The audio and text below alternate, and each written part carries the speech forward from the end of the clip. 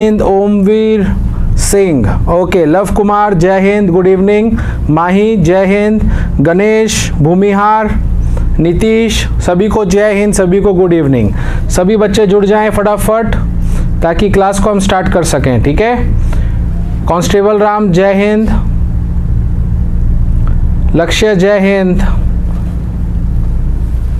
चलिए स्टार्ट करते हैं क्लास को। उससे पहले आपको बताना चाहता हूं कि शौर्य भारत की अब जो ई बुक्स थी आप उसका अब आप घर पे बैठे उसको ऑफलाइन भी पढ़ सकते हैं, यानी कि आप उसको फिजिकली भी पढ़ सकते हैं। आप शौर्य भारत लेके आए आपके लिए फिजिकल बुक्स, आप चाहो तो घर बैठे बैठे बुक्स मंगा सकते हैं, बुक्स से पढ़ सकते हैं। और ये जो बुक्स होंगी ये बेसिकली बहुत अच्छा है अगर आपको कंप्लीट थ्योरी चाहिए एक ही जगह पर, बहुत सारे न्यूमेरिकल्स या फिर एमसीक्यूज और साथ में मॉडल टेस्ट पेपर जो कि बहुत इंपॉर्टेंट होते हैं किसी भी एग्जाम के लिए। तो ये सब की सब चीजें आपको बुक्स में मिलेगी। तो करना क्या है, आपको अमेजोन पे जाना है, वहां से भी ऑर्डर कर सकते हैं, ऐप के थ्रू भी ऑर्डर कर सकते हैं, ठीक है। तो जरूर इसका फायदा आप उठाएं। चलिए नेक्स्ट इंपॉर्टेंट थिंग जो है आप सभी के लिए वो ये है कि गणेश चतुर्थी के उपलक्ष्य में शौर्य भारत आप सभी के लिए लेके आया एक और बहुत ही महा ऑफर जो कि है 25% ऑफ सभी कोर्सेज पे। तो आप कोई भी कोर्स परचेज करिए आपको उस पर 25% ऑफ मिलेगा। अगर आपने परचेज कर लिया है तो अपने रिलेटिव्स, अपने फ्रेंड्स, उनको भी जरूर इस बात शेयर करें ताकि वो भी ऐप को परचेज कर सके, ठीक है।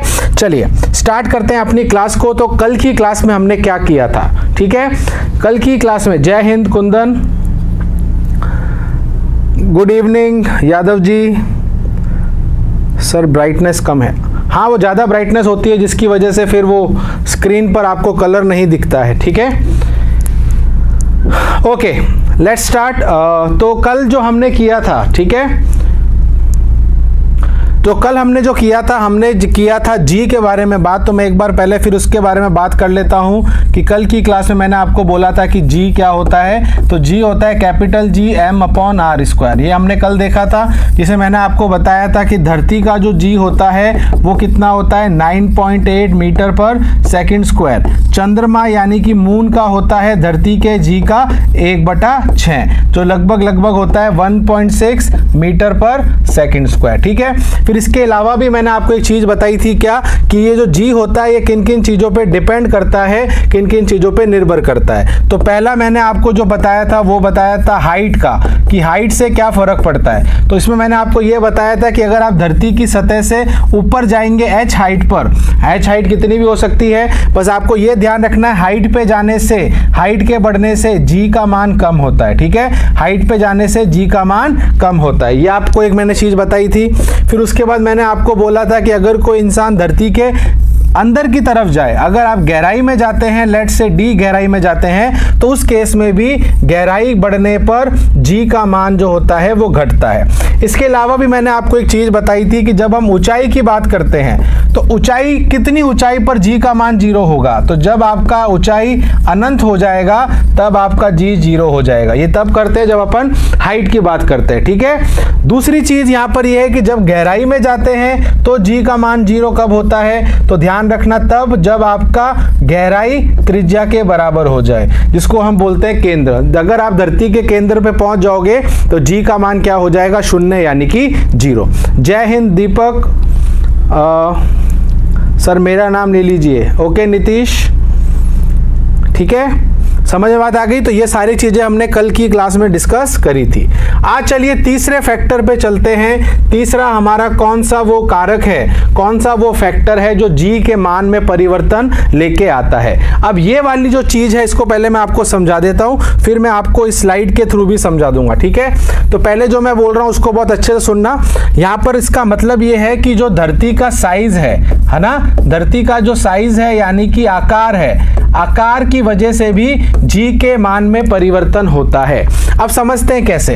हमें क्या लगता है और हम मानते हैं कि जो हमारा धरती है वो एक गोल है, क्या है, गोल है, स्फीयर है। और अगर गोल होता है तो इसकी खासियत क्या होती है, हर बिंदु से इसकी केंद्र की दूरी समान होती है। ये तब होता है कि जब ये गोल हो, जब क्या हो, गोल हो। पर असल में ऐसा होता नहीं है।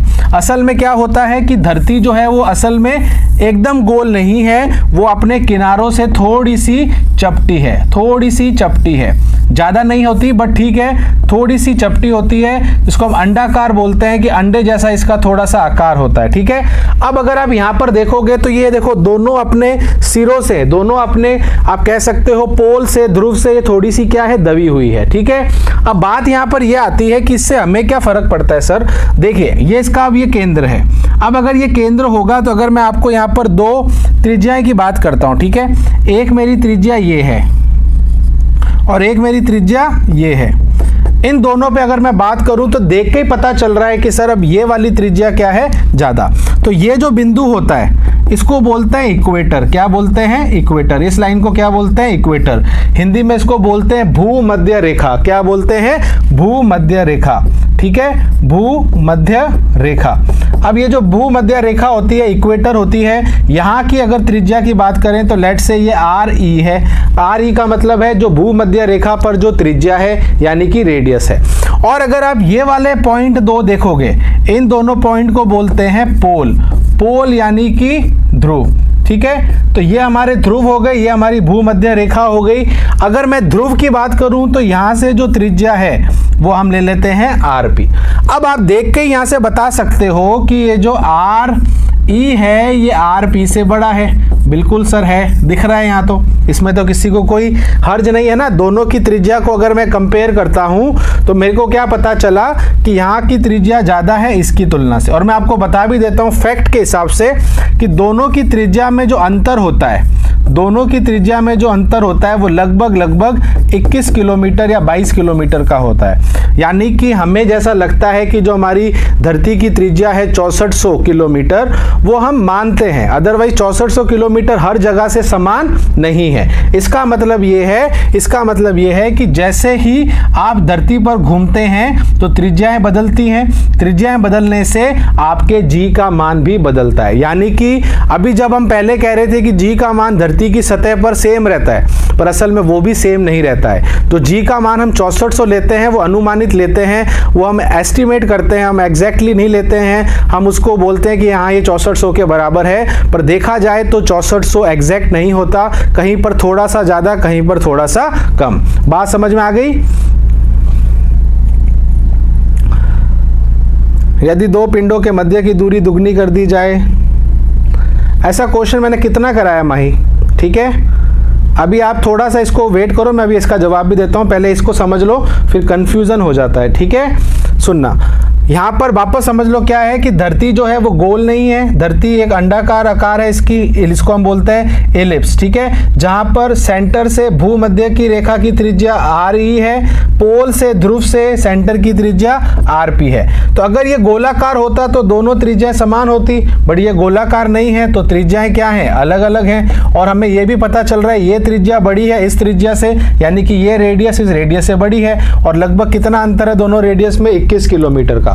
अब बात सुनना कि 21 किलोमीटर के फर्क से हमें क्या फर्क पड़ता है। तो फर्क ऐसे पड़ता है कि हमें पता है जो जी होता है वो त्रिज्या के व्युक्त कर्मानुपाती होता है कि नहीं होता है? ये मैंने आपको स्टार्टिंग में बताया था। जी जो होता है वो द्रव्यमान पे निर्भर करता है, मास पे और रेडियस पे यानी कि त्रिज्या पे, और त्रिज्या के साथ कैसा करता है? व्युक्त कर्मानुपाती। अब मेरी बात सुना, जिसका आर कम उसका जी ज्यादा, बिल्कुल सही, और जिसका आर ज्यादा उसका जी कम। बात समझ में आ गई? व्युक्त कर्मानुपाती का मतलब ये होता है ना, अगर आर बढ़ेगा तो जी घटेगा, और अगर आर घटेगा तो जी, सॉरी आर बढ़ेगा तो जी घटेगा। क्लियर है? बात समझ में आ गई? बात समझ में आ गई? अब देखिए यहां से बात को समझना है कि यहां से हमें इंपॉर्टेंट चीज क्या समझनी है। अब दो चीजें यहां से समझने वाली हैं। ये तो होता है हमारा इक्वेटर जिसको हम बोलते हैं भूमध्य रेखा, और ये होता है हमारा पोल। तो दो क्वेश्चन बनते हैं कि अगर मैं इक्वेटर से पोल की तरफ यात्रा करूं, अगर मैं इस पॉइंट से किधर जाऊं? पोल की तरफ जाऊं, तो मेरे जी के ऊपर क्या प्रभाव पड़ेगा। तो आप मुझे बताओ कि जब ये धीरे धीरे ऊपर जा रहा है तो ये त्रिज्या धीरे धीरे छोटी हो रही है और यहाँ के सबसे न्यूनतम जो हो सकती है हो गई। कहने का मतलब है कि जब आप इक्वेटर से पोल जाते हो तो इसकी त्रिज्या धीरे धीरे धीरे घटती है। तो पहले मैं त्रिज्या लिख देता हूं, तो त्रिज्या धीरे धीरे घटती है और अगर त्रिज्या घटती है तो जी का मान बढ़ता है। सही है कि नहीं सही है? बात समझ में आ गई? तो यही चीज मैं आपको समझा रहा हूं। तो क्वेश्चन ऐसे आते हैं कि इक्वेटर से अगर आप पोल पे जाते हो तो जी का मान बढ़ता है कि घटता है, तो हम क्या बोलेंगे? बढ़ता है। अब दूसरा केस समझो, दूसरा केस कह रहा है कि अब मैं पोल से इक्वेटर की ओर आ रहा हूं। अगर मैं ध्रुव से भूमध्य रेखा की तरफ आऊं तो मेरा आर घटेगा या बढ़ेगा? बढ़ेगा, क्योंकि धीरे धीरे त्रिज्या बढ़ रही है। त्रिज्या बढ़ेगी तो जी का मान घटेगा। तो ये भी क्वेश्चन बन सकता है। बात समझ में आ गई? तो जी का मान यानी कि जी की वैल्यू धरती के आकार पर निर्भर करी कि नहीं करी? कर रही है। यानी कि इसका मतलब ये है कि त्रिज्या के बदलने से जी का मान बदल जाता है और जी जो है वो बढ़ती और घटती है, वो डिपेंड करता है हम कहां से कहां तक जा रहे हैं। अब मैं एक और सिंपल सा प्रश्न यहां पूछना चाहूंगा, जी का मान सबसे ज्यादा कहां होगा? इक्वेटर पे होगा कि पोल पे होगा? तो देखने वाली बात है, जहां पर आर सबसे कम हो सकता है वहां पर जी का मान सबसे ज्यादा होता है। तो अगर एक और क्वेश्चन यहां से बन सकता है कि जी का मैक्सिमम मान जो होता है, जो कि कितना होता है? 9.8 होता है, वो कहां पर होता है? पोल पे, यानी कि ध्रुव पे। तो ध्रुव पे आपका सबसे ज्यादा जी होता है। और रही बात इसकी इक्वेटर की, तो यहां पर सबसे न्यूनतम होता है। सबसे न्यूनतम जो होता है वो लगभग 9.7 समथिंग कुछ होता है। तो ध्यान रखना वो कहां पर होता है? इक्वेटर पे, यानी कि भूमध्य रेखा पे। सभी को ये चीज समझ में आ गई? कमेंट बॉक्स में यस लिखना। सभी को ये चीज क्लियर है? यस और नो? हाँ बिल्कुल, वेरी गुड, क्लियर है सभी को? तो अब समझ में आया कि आकार का जो कारण होता है कि आकार से जी का मान कैसे बदलता है। तो आकार का कारण होता है त्रिज्या। त्रिज्याएं जो होती हैं ये अलग अलग होने के कारण आपका जी का मान भी बदल जाता है। अब आप चाहो तो थ्योरी वापस पढ़ लो, थ्योरी में भी आपको मैंने यही चीज दी है, ठीक है? थ्योरी में भी आप यही चीज पढ़ेंगे और यही सारी चीजें आपको समझनी है। कौन कौन से? पृथ्वी के ध्रुवों पर जी का मान सर्वाधिक होता है, भूमध्य रेखा पर जी का मान न्यूनतम होता है। बाकी ये 2 पॉइंट ही होते हैं। बाकी मैंने आपको वो भी बता दिया है कि अगर आप पोल से इक्वेटर जाएंगे तो क्या होता है, या इक्वेटर से पोल जाएंगे तो क्या होता है। क्लियर हो गया? Thank you so much. चलिए, क्लियर है गुरुजी? Okay good. सुधांशु, कब इंक्रीज होगा कब डिक्रीज होगा, इसमें थोड़ा कंफ्यूज्ड हूं सर। कैसे कंफ्यूज्ड हो? देखो सिंपल सी चीज है, आर को लेके चलो। आर जिसकी सबसे ज्यादा, जितनी आर ज्यादा त्रिज्या ज्यादा जी कम, जितना आर कम जी उतना ज्यादा। पोल जो है वो सेंटर के ज्यादा पास है तो आर कम है तो जी ज्यादा है। इक्वेटर सेंटर से काफी दूर है तो आर ज्यादा है तो जी कम है। क्लियर है? Thank you so much. चलिए, बात समझ में आ गई? ओके, आगे चलते हैं नेक्स्ट पे। नेक्स्ट होता है, अच्छा इसमें मैंने एक पॉइंट और ऐड करना है। वैसे आपके पता नहीं कोर्स में है कि नहीं है, बट मैं आपको बताना चाहता हूं, क्योंकि जो चौथा वाला है आई थिंक आपने शायद नहीं पढ़ा होगा, कईयों ने पढ़ा भी होगा, पर मैं चौथा वाला भी बताना चाहता हूं। ठीक है, अब सुनना, चौथा वाला कौन सा है? चौथा तरीका जो होता है वो होता है रोटेशनल इफेक्ट, है ना? Rotational effect. अब इसको समझना अच्छे से।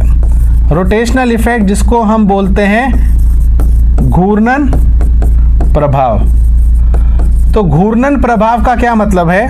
देखिए, धरती जो है आपको भी पता है कि ये लगातार ये घूम रही है। कभी भी तो ऐसा तो है नहीं कि ये रुकी हुई है। और जब कोई चीज घूमती है तो ओमेगा से घूमती है। किससे घूमती है? ओमेगा से। अब मेरा मेन यहाँ पर आपको समझाना ये, आई डोंट नो आपके कोर्स में ये है कि नहीं है, बट मैं आपको बताना चाहता हूँ, बिकॉज हमने चार तरीके पूरे पढ़ने हैं। हमने 3 तो पढ़ लिए हैं, चौथा भी हम पढ़ लेते हैं। अब होता क्या है, मैं आपको शॉर्ट में बताऊंगा, बिकॉज ज्यादा इसमें इक्वेशन पे हमें नहीं जाना है। ठीक है, होता है यहाँ पर यह है कि 2 चीजें आपको ध्यान में रखनी है कि जी का प्रभाव घूमने से क्या होता है। पहली सबसे इंपॉर्टेंट पॉइंट, पोल पे नो इफेक्ट। पोल पे नो इफेक्ट, इसका क्या मतलब है? यानी कि ओमेगा बढ़े या घटे, यानी कि धरती की स्पीड बढ़े या घटे, या ओमेगा 0 हो जाए, यानी कि धरती रेस्ट पर हो जाए, तो भी पोल पे जो जी है वो सेम रहेगा। मेरा पॉइंट समझ में आया? वापस देख लो, पहला पॉइंट यहां पर यह आता है कि धरती का जो घूर्णन प्रभाव है, रोटेशनल इफेक्ट है, उसका इफेक्ट पोल पे नहीं पड़ता। तो पोल पे जितना जी था उतना ही रहेगा, भली धरती तेज चले, भली धरती धीरे चले, या भली धरती रुक जाए। बात समझ में आ गई? तो इसका मतलब ये है कि पोल पर इसका कोई प्रभाव नहीं पड़ता। यहां पर कई बार बच्चे कंफ्यूज हो जाते हैं, बस हमें एक चीज हमेशा माइंड में रखनी है कि ध्रुव पे इसका कोई प्रभाव नहीं पड़ता। तो ध्रुव पे जो भी जी था, जीपी था, वो जीपी ही रहेगा। तो सर प्रभाव पड़ता कहां है? पड़ता है इधर इक्वेटर पे। कहां पड़ता है? इक्वेटर पे, यानी कि भूमध्य रेखा पे। और यहां पर क्या इफेक्ट पड़ता है इसको चलिए समझते हैं। ठीक है, तो ये हमारा कौन सा इफेक्ट हो गया? जब पोल पे क्या प्रभाव पड़ता है। दूसरा हम इसमें पढ़ते हैं कि इक्वेटर पे क्या होता है। अब इक्वेटर पे प्रभाव पड़ता है। पहला प्रभाव ये होता है कि मान लिया जाए कि धरती की स्पीड बढ़ जाए। अभी जो धरती की मौजूदा स्पीड है, अगर वो और तेज घूमने लग जाए तो क्या होगा? पहला ये देखेंगे। दूसरा ये देखेंगे कि अगर धरती का ओमेगा घटना स्टार्ट हो जाए या धरती धीरे धीरे स्लो होने लग जाए तो क्या प्रभाव पड़ेगा। मेरी बात सुनना, ये ओमेगा का बढ़ना, ओमेगा का घटने का मतलब है धरती की घूर्णन गति बढ़ना या घटना। इन दोनों का प्रभाव इस पे तो कुछ पड़ता ही नहीं था, इसलिए यहाँ पर कोई मतलब ही नहीं है, पर यहाँ पर फर्क पड़ता है। तो जब आपका ओमेगा बढ़ता है तो आपका जो जी है वो बढ़ता है। क्या होता है? जी बढ़ता है। तो जैसे जैसे, है ना, ध्यान रखना, जैसे सॉरी यहाँ पर जी घटता है और नीचे आ जाएगा जी बढ़ता है। अब इसको थोड़ा सा और अच्छे से समझना इंपॉर्टेंट है। यानी कि अगर अभी मौजूदा स्थिति में, मैं आपको एक फैक्ट बताना चाहता हूं, अगर मौजूदा स्थिति में लेट से अभी ओमेगा है, धरती की घूर्णन गति कितनी है? ओमेगा। अगर इस ओमेगा का मैं 17 गुणा कर दूं, कितना कर दूं? 17 गुणा, यानी कि 17 टाइम्स। अगर समझ लो मेरे पास अभी 100 रुपए हैं, 100 का 17 गुणा कितना हो जाएगा? 17, ठीक है, 1700। तो सॉरी 1700, हाँ ठीक है। तो कहने का मेरा मतलब है कि जो भी मेरे पास अभी ओमेगा है उसका 17 गुना जब हो जाएगा तो क्या होगा। बात समझ में आ रही है? इसका मतलब ये है कि ये तो समझ में आ गया, ओमेगा बढ़ता है तो जी घटता है। अब ओमेगा भी कितना बढ़ेगा? जितना जी घटेगा। और जी कितना घट सकता है? जी 0 पे आ सकता है। तो मेरा प्रश्न ये है कि कितना जी घटेगा? तो जी घटेगा 0, और 0 का मतलब होता है भारहीन, यानी कि वेटलेस, यानी कि कोई भी भार किसी को महसूस नहीं होगा, क्योंकि जी का मान 0 हो गया। पर ये कितने ओमेगा पे होता है? तो वो होता है 17 गुना। तो 17 गुना पर जी का मान 0 हो जाता है। और ध्यान रखना, होता कहाँ है? पोल पे कि इक्वेटर पे? सिर्फ और सिर्फ इक्वेटर पे। पोल को तो कुछ फर्क ही नहीं पड़ता। बात समझ में आई? बात समझ में आई? वापस सुनना, जब स्पीड बढ़ेगी धरती की तो जी घटेगा। जी कितना घट सकता है? जी 0 हो गया। और जी 0 कब होता है? जब धरती का ओमेगा अभी से 17 गुना बढ़ जाए। अब ये कहने की वाली बातें, कैसे बढ़ेगी, अपने आप बढ़ेगी, कैसे बढ़ती है, बट मेरा पॉइंट यहाँ पर ये है कि बढ़ना जरूरी है। अगर आपको करना है तो बढ़ना जरूरी है। दूसरा आता है जो सबसे इंपॉर्टेंट है कि अगर धरती की स्पीड स्लो होने लग जाए, धरती धीरे धीरे स्लो हो रहा है, तो क्या होगा? तो जो जी है पोल पे, सॉरी जी है जो इक्वेटर पे, भूमध्य रेखा पे, वो बढ़ना स्टार्ट होगा। अभी मैं एक पॉइंट आपको यहां से बताना चाहता हूं कि ये जी कितना बढ़ सकता है, क्योंकि एक भी लिमिट तो होती है। तो ध्यान रखना, ये जी पोल के जी से कभी भी ज्यादा नहीं हो सकता। यानी कि हो सकता है दोनों बराबर हो जाएं, पर जी जो पोल पे है वो सबसे ज्यादा है, उससे ज्यादा ये नहीं हो सकता। इसका मतलब ये है कि आप उसको ऐसे भी समझ सकते हो कि मैं धरती की स्पीड को कितना स्लो कर सकता हूं जब धरती रुक जाए। ये पेन घूम रहा है, अब इसकी मैं स्पीड और स्लो कर रहा हूं, पर कम से कम स्लो क्या कर सकता हूं कि रुक जाए। और क्या? तो अगर मेरा इस वाले केस में दिखना, अगर मेरा ओमेगा 0 हो जाए, यानी कि मेरी धरती किस पे आ जाए? रेस्ट पे, विराम अवस्था पे आ जाए, तो क्या होता है? तो हमारा जो जी है इक्वेटर पे, वो पोल के जी के बराबर हो जाता है। बात समझ में आ गई सभी को?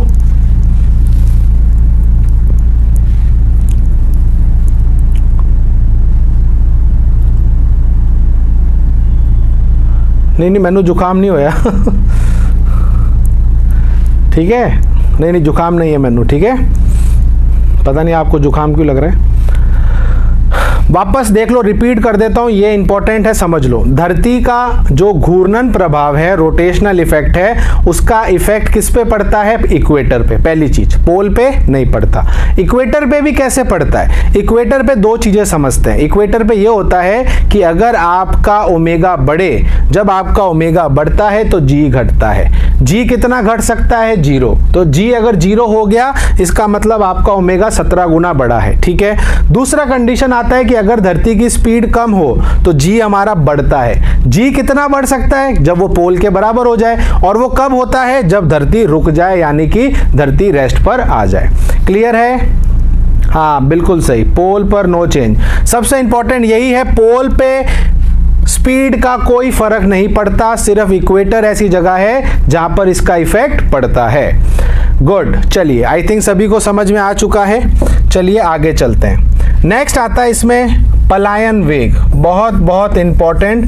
स्टार बना देता हूं। स्टार का मतलब है इसके आने के चांसेस रहते हैं, इसके आने के चांसेस रहते हैं। और आपको तो बस थ्योरेटिकली पढ़ना है, ज़्यादा इसमें आपको टाइम इसमें नहीं लगाना है। 17 गुना, ये समझ में नहीं आया। 17 गुना का मतलब होता है लखादीर, अभी जो भी धरती का ओमेगा है, अभी मौजूदा जो ओमेगा है, धरती की घूर्णन गति है ना, अगर इस घूर्णन गति को मैं बढ़ाता जाऊं और कितना बढ़ाऊं? 1 गुना, 2 गुना, 3 गुना नहीं, 17 गुना अगर ये धरती की स्पीड बढ़ जाए, उस केस में क्या होगा? उस केस में ये होगा कि इक्वेटर पे जो जी है वो 0 हो जाएगा। बस सिंपल सी चीज। और वो 0 का मतलब है जो भी इक्वेटर पे लोग होंगे वो हवा में उड़ने लगेंगे, यानी कि हम भी अब जमीन से ऊपर उठ के उड़ेंगे, यानी कि कोई ग्रेविटी नहीं रहेगी, कोई गुरुत्वाकर्षण बल नहीं लगेगा, क्योंकि जी का मान 0 हो गया। तो जैसे हम चंद्रमा पे या कहीं पर जब अंतरिक्ष में आते हैं हम हवा में नहीं उड़ते, वैसे हम उड़ेंगे। ये कब उड़ेंगे? जब धरती की गति 17 गुना हो जाएगी अभी मौजूदा स्थिति से, ठीक है। पर वो 17 गुना वैसे अपने आप तो होती नहीं है। बात समझ में आ गया? हाँ ये फैक्ट है, बेसिकली फैक्ट है बेसिकली, ठीक है, ओके।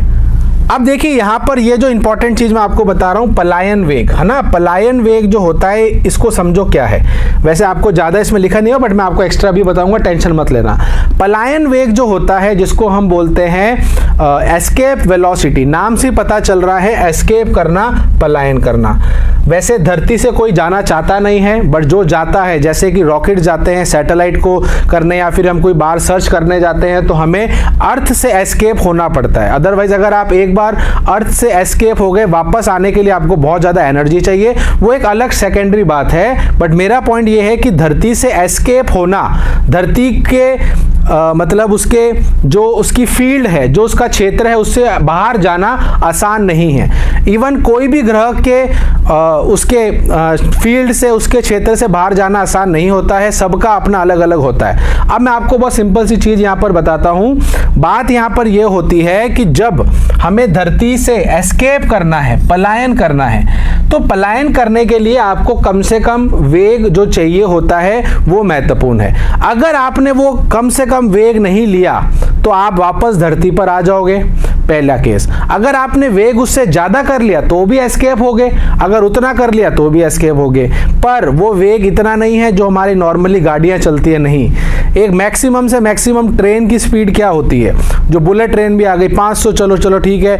एरोप्लेन की बात कर लिया अपन ने, 100 किलोमीटर, कुछ भी कर लो, 1000 kilometre per hour, 900 kilometre per hour, तो वो बहुत ज्यादा स्पीड होती है। 1000 किलोमीटर पर आवर भी काफी ज्यादा स्पीड है, यानी कि 1 घंटे में वो 1000 किलोमीटर चल रहा है, वो बहुत ज्यादा स्पीड है। पर ये भी स्पीड इसके सामने बहुत कम है, बिकॉज अगर आपको धरती से पलायन करना है तो ये कितना वेग होना चाहिए सभी बच्चों को पता भी है, और ये होता है 11.2 यूनिट। सबसे इंपॉर्टेंट है किलोमीटर पर सेकेंड, यहां पर फर्क आता है सेकंड का।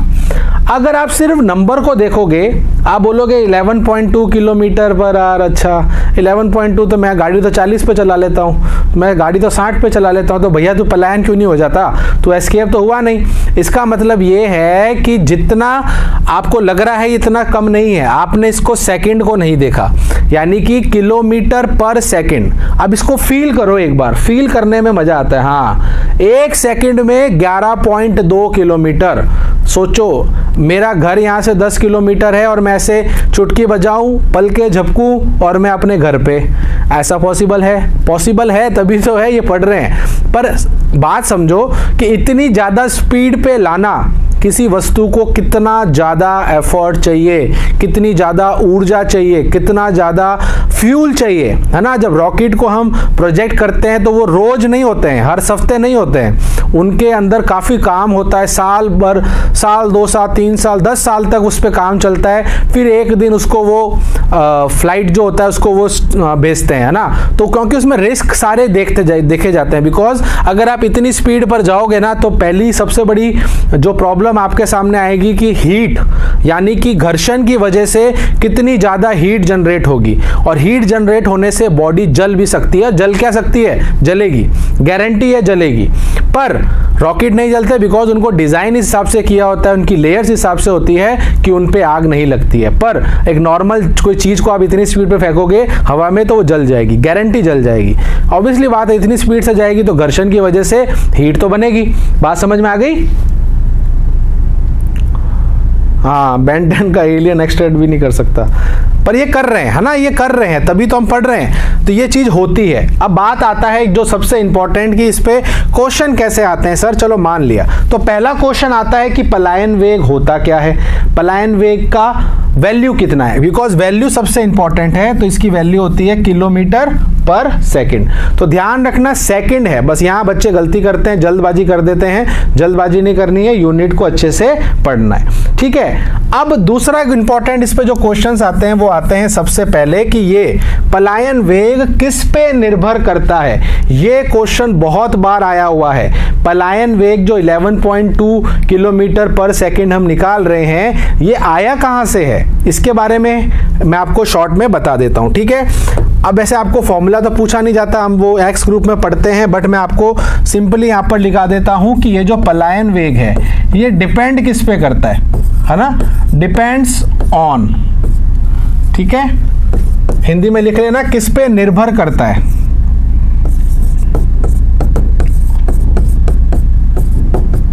तो सबसे पहला होता है जिस पे निर्भर करता है।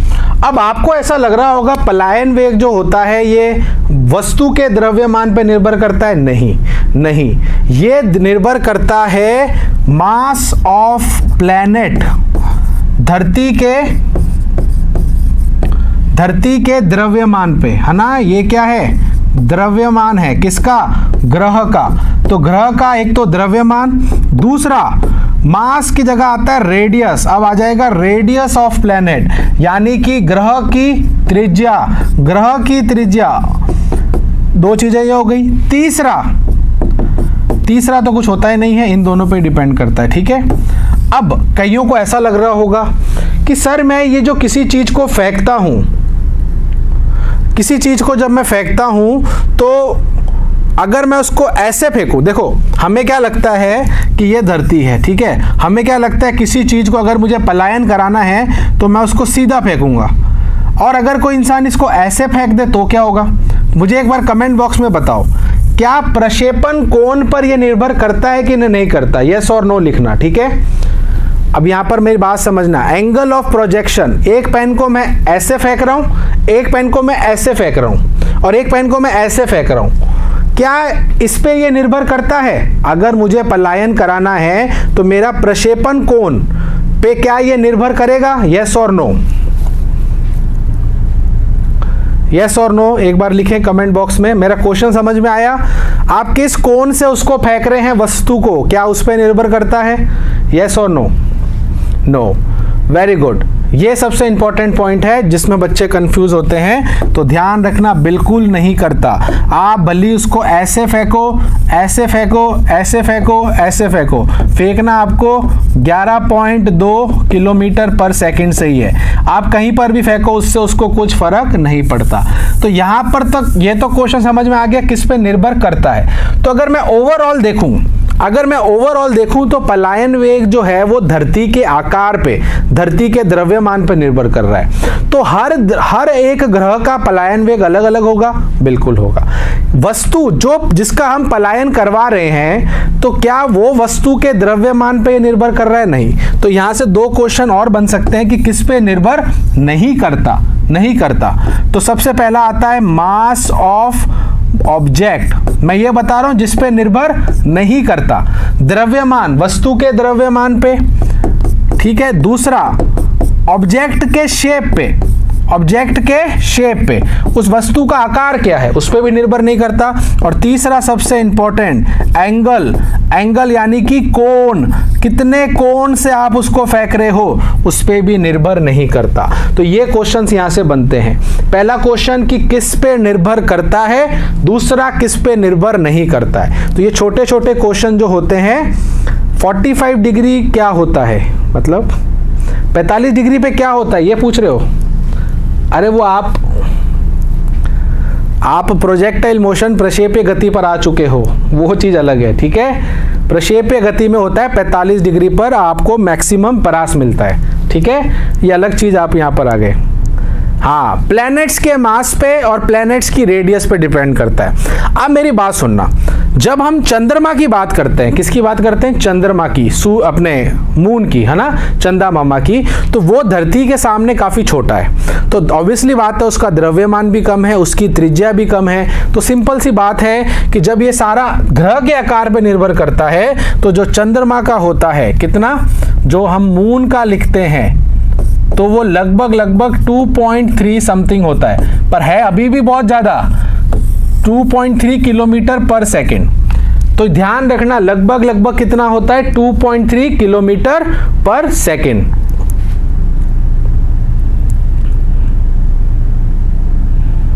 हाँ बिल्कुल ये होता है, ग्रेविटेशन का इफेक्ट पड़ता है। अच्छा, किसी को ये तो नहीं लगता कि सर धरती जो है, देखो जैसे जब हम पढ़ते हैं ना फिजिक्स, तो हमारे माइंड में बहुत अलग अलग डाउट्स आती हैं, और वो आनी भी चाहिए, बिकॉज ये सारी चीज़ें हमें समझ में तब आएंगी ना जब हम उस चीज़ को अच्छे से समझ पा रहे हैं। कई बच्चों को लगता है कि सर ये धरती है ना, धरती पे यहाँ पर एक इंसान है और एक यहाँ पे इंसान है, तो सर ये गिर क्यों नहीं रहा? धरती जो है वो एक समय पर एक जना ऊपर रहेगा, एक जना नीचे रहेगा। मुझे एक बात बताओ, ये ऐसा क्यों होता है? नहीं, 2.38 होता है, एग्जैक्ट 2.4 नहीं होता है, ठीक है। मैं अभी बताऊंगा क्यों नहीं होता, मैं उसके बारे में बताऊंगा, ठीक है। एग्जैक्ट है 2.35। अच्छा, मेरा क्वेश्चन ये है, सर सन का कितना निकाल सकते हो अविनाश? एग्जैक्ट मुझे याद नहीं है, ठीक है। सन का द्रव्यमान ले लो, त्रिज्या ले लो, मैं आपको फॉर्मूला बता देता हूं, इस फॉर्मूले में आप रख लेना, आपको सबका मिल जाएगा, 2gm/r। ये होता है पलायन वेग का सूत्र। इस पलायन वेग के सूत्र में आप किसी भी ग्रह का द्रव्यमान रख दो, उसकी त्रिज्या रख दो और जी का मान तो सबको पता है, तो आप किसी भी ग्रह का पलायन वेग निकाल सकते हो। ओके, 42 किलोमीटर पर सेकेंड, ये मुझे नहीं पता था। ओके, अभी देखो मैंने जो क्वेश्चन पूछा ये है कि आपको ऐसा लग रहा है कि सर जो इंसान उल्टा है तो वो गिर क्यों नहीं रहा है? भैया देखो, गिरने वाली बात ये है कि आपको कैसे पता है कि ये इंसान उल्टा है? मेरी बात सुनना, देखो बहुत ही डीप बात है ये, सुनना। ये कमरा है ना, इस कमरे में एक गोला लटका हुआ है, छोड़ो मैं तार भी नहीं लटकी हुई, कमरे में एक सिंपल सा गोला हवा में है, ठीक है। अब इस गोले के ऊपर एक इंसान खड़ा है और एक गोले के नीचे खड़ा है। तो आप जब बोलोगे ना कि ये इंसान उल्टा है, तो आप किसके आधार पर बोलोगे? इस कमरे के आधार पर ना। आज इस कमरे में मैं उल्टा हूं, ये उल्टा मुझे क्यों लग रहा है? क्योंकि मैं कमरे को देख रहा हूं। पर जब हम अंतरिक्ष को देखते हैं, अब आप मुझे बताओ अंतरिक्ष अंत कहाँ होता है? अंतरिक्ष क्या ये बंद कमरा है? नहीं, अंतरिक्ष तो अनंत है, कोई इनफाइनाइट है। अब आप मुझे बोलो, अगर ये पेन ऐसे उल्टा लटक रहा है, तो ये उल्टा किसके आधार पर बोल रहे हो? किसके आधार पे बोल रहे हो? हो सकता है ये सीधा हो, ये उल्टा हो, मेरा पॉइंट समझ रहे हो? मेरा पॉइंट ये है कि बंद कमरे में तो हम बोल सकते हैं ना कि यार मैं कमरे की दीवार के हिसाब से मैं उल्टा हूं, या कमरे की दीवार के हिसाब से मैं सीधा हूं। अब मुझे बताओ ये अंतरिक्ष में कहां देखूंगा मैं दीवारें? अंतरिक्ष में तो कुछ है ही नहीं, तो अंतरिक्ष के लिए तो दोनों क्या है, सेम है। बात समझ में आ रही है? ठीक है। और ये भी सही है कि जो हमारी धरती होती है वो हमें खींच रही है, लगातार सेंटर की तरफ हमें खींच रही है, तो हम चिपके हुए हैं। अब ऐसा बिल्कुल नहीं होता है कि आप गिर जाओगे या आप पे कोई फोर्स लग रहा है नीचे की, और नहीं, ये भी सीधा है, ये भी सीधा है, उल्टा कोई यहाँ पर होता ही नहीं है, क्योंकि हम किससे तुलना करेंगे? क्या मेरी बात थोड़ी सी भी समझ में आई है? तो आप इसको सोचना, विचार करना इस पे, ठीक है? विचार करने से ही चीज़ें हमें समझ में आएंगी, ठीक है? हर चीज़ साइंस समझाता है, हर चीज़ को हम सोच के समझ सकते हैं, बट हमें थोड़ा सा सोचना पड़ता है बैठ के, ठीक है? Good evening Yogendra. अब यहाँ तक बात समझ में आ गई कि पलायन वेग क्या होता है, किस पे निर्भर करता है, किस पे नहीं करता है, चंद्रमा का कितना होता है, धरती का कितना होता है। अब एक क्वेश्चन जो बहुत ज़्यादा आता है, एक क्वेश्चन जो बहुत ज़्यादा आता है वो ये होता है कि चंद्रमा पर, है ना, मून पर एटमॉस्फेयर नहीं है, मून हैज़ नो एटमॉस्फेयर, यानी कि चंद्रमा के पास खुद का कोई वातावरण नहीं है, वातावरण नहीं है। बताओ क्यों? क्या इसका कोई मुझे साइंटिफिक आंसर दे सकता है? चलो रटा हुआ तो अलग बात है, मेरा क्वेश्चन यहाँ पर ये है कि चंद्रमा पर आपने देखा होगा, देखो वातावरण कैसे पता चलता है? धरती से जब हम आसमान देखते हैं हमें ब्लू दिखता है, और आपको पता है मैंने ऑप्टिक्स में पढ़ाया था ब्लू क्यों दिखता है? प्रक्षेपण यानी कि स्कैटरिंग ऑफ लाइट से। और वो स्कैटरिंग ऑफ लाइट क्यों हुई? बिकॉज हमारे यहाँ पर परतें हैं अलग अलग गैसेस की, यही तो वातावरण होता है। अब चंद्रमा पे अगर आपने कोई वीडियो देखी हो या कोई मूवी देखी हो, तो जब कोई चंद्रमा पे जाता है तो उसको अंतरिक्ष दिखता है सीधा ब्लैक, है ना, ब्लैक जो दिखता है, बिकॉज अंतरिक्ष का कलर ब्लैक है। असल में ब्लू तो हमें दिखता है रिफ्लेक्शन के कारण, है ना, सॉरी स्कैटरिंग के कारण। तो वो जो सीधा ब्लैक दिख रहा है इसका मतलब यही होता है कि वहां पर एटमॉस्फेयर है ही नहीं, वहां पर जो हमारे ये जो है ना एटमॉस्फेयर गैसेस जो हैं वो वहां पर नहीं है। तो इसका रीजन क्या है? हाँ, जी कम होता है, पलायन वेग कम होने के कारण। देखो इसके दो उत्तर होते हैं, दो उत्तर, असल में उत्तर तो एक ही है, बट बच्चों को कंफ्यूज करने के लिए कई बुक्स में इसको दो आंसर अलग अलग वे में समझाते हैं, बट मैं आपको सीधा साइंटिफिक तरीके से बताऊंगा क्या आंसर है। मेरी बात सुनना, कई बुक्स में आपको बोलेंगे बिकॉज जी कम है, या ये बोलेंगे बिकॉज गुरुत्वाकर्षण बल कम है, बट मैं बोलता हूं कि ये वाले जो आंसर हैं ये इनडायरेक्ट आंसर है, ये डायरेक्ट आंसर नहीं है, ये एक चीज को समझाने के बाद आए हैं। जो इसका सबसे जो सटीक आंसर है वो आंसर है पलायन वेग। क्या है? पलायन वेग, ठीक है? अब सुनना कैसे। देखो पहली बात तो ये समझना कि ये जो वातावरण है ना, ये जो वातावरण है ये किससे मिलके बना है? गैसेस से। गैसेस जो होती हैं वो लगातार गति करती है, क्या करती है? मोशन में रहती है। आपको ये तो पता ही होगा, जो गैस होती है उसके कण जो होते हैं, जो गतिज ऊर्जा जिनके पास होती है, तो कण जो होते हैं गैस के वो कभी भी नहीं रुकते हैं, वो हमेशा चलते रहते हैं। उनके पास क्या होती है? गतिज ऊर्जा। अब वो गतिज ऊर्जा ऐसी नहीं है कि 2 किलोमीटर या अपने वेग इतना नहीं होता है कि 2 मीटर पर सेकंड, ऐसे नहीं, बहुत ज़्यादा वेग होता है। तो जो गैसेज होती हैं उसके अंदर जो कण होते हैं वो गति करते हैं, और उनका जो वेग होता है, उनका जो वेलोसिटी होता है वो कितना होता है? मैं आपको लगभग बता देता हूं, वो होता है 2.42 किलोमीटर पर सेकेंड। मैं आपको साइंटिफिक रीजन बता रहा हूं क्योंकि हर कोई नहीं बताएगा। मेरी बात सुनना, यहां पर यह है क्योंकि गैसेस के कणों का वेग कितना है? 2.42, और चंद्रमा का पलायन वेग कितना है? चंद्रमा का एस्केप वेलोसिटी कितना है? अभी मैंने बोला था 2.3 समथिंग होता है। अब मेरे को एक चीज बताओ, मेरी ये बात सुनना, आपको अगर ऐसा लग रहा है कि कोई सॉलिड या ठोस चीज ही पलायन कर सकती है, नहीं, कोई भी चीज, गैस, लिक्विड, सॉलिड, कोई भी चीज पलायन कर सकती है। बस कंडीशन ये है 11.2 किलोमीटर से पर सेकंड से उसको तेज चलना है, भली वो गैसेस हो, भली वो लिक्विड हो, भली वो सॉलिड हो। अब यहाँ चंद्रमा पे दिक्कत ये हुई कि ये जो वेग है गैसेस का, ये इसके पलायन वेग से क्या है? ज्यादा है। इसका मतलब ये है, हाँ 2.38 होता है, तो इसका पलायन वेग धरती से, चंद्रमा से ज्यादा है तो ये पलायन कर जाती है। क्या कर जाती है? पलायन, यानी कि ये टिक ही नहीं सकती। अब आप समझ में आया कारण क्या है? कारण समझ में आया?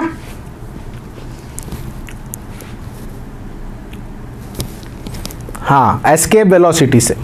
ठीक है,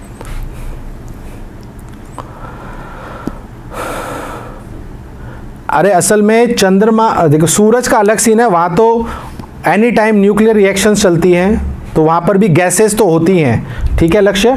एटमॉस्फेयर का मतलब सिर्फ वो नहीं है जो गैसेस हमारे यहाँ हैं। एटमॉस्फेयर का मतलब है जो परतें हैं, जो यहाँ पर गैसेस की परतें उसको बाउंड कर रही हैं। मून पे अपने उस पर भी तो हैं, गैसेस तो रहती हैं ट्रैप्ड। ठीक है, बात समझ में आ गया सभी को? ये मैंने जो चीज़ बताई है थोड़ी सी डीप बात है, बाकी अदरवाइज आप ये इसको स्किप भी कर सकते हैं, डायरेक्ट आंसर लिख सकते हैं। अगर ऑप्शन में एस्केप दिया हुआ है तो एस्केप लिखिए, अगर जी दिया हुआ है तो जी लिखिए, बल दिया हुआ है तो बल लिखिए। सीधा आप ये भी लिख सकते हैं कि गुरुत्वाकर्षण बल के कारण वो नहीं टिकती हैं, फोर्स काफ़ी कम होता है, उसकी वजह से वो चली जाती हैं। पर हमें पता है जो जी होता है वो भी प्लैनेट के डायमेंशन पे, उसके आकार पे निर्भर करता है ना। तो कुल मिला के आकार की वजह से एस्केप वेलोसिटी में फर्क पड़ता है। ठीक है,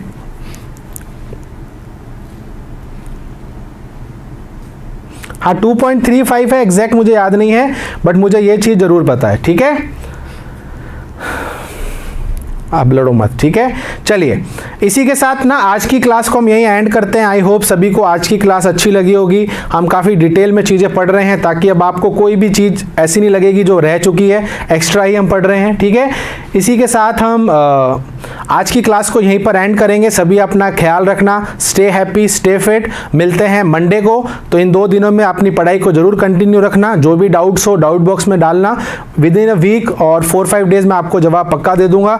और जो भी आपको डाउट्स होती हैं आप प्लीज़ आप हमें बताएं, और इसी तरीके से पढ़ते रहें। और ज़रूर अगर आपको ऐप अच्छा लग रहा है, क्लासेस अच्छी लग रही हैं, तो प्लीज़ अपने फ्रेंड्स के साथ शेयर करें दिल से। ठीक है, दिल से शेयर करना है, ज़बरदस्ती की बात नहीं है। अगर आपको कुछ भी ऐड ऑन हो रहा है आपकी नॉलेज में, अगर आप जहां पर थे और अब जहां पर हो, अगर आपको अपनी नॉलेज में फ़र्क दिख रहा है और आपको शौर्य भारत उसमें हेल्प कर रहा है, तो मेरे हिसाब से उसके बारे में किसी को बताना कोई गलत बात नहीं है। ठीक है, इसमें आपका कोई लॉस नहीं है। अगर आप जो चीज़ सीख रहे हो तो कोई और भी सीख सकता है। ठीक है, तो दिल से आप शेयर जरूर करें, जरूर रिकमेंड करें अपने फ्रेंड्स को, रिलेटिव्स को, ताकि हमारा ये जो ग्रुप है बहुत बड़ा हो सके। ठीक है, चलिए इसी के साथ आज की क्लास को यहाँ एंड करते हैं। सभी को मेरी तरफ से, शौर्य भारत टीम की तरफ से जय हिंद, वंदे मातरम।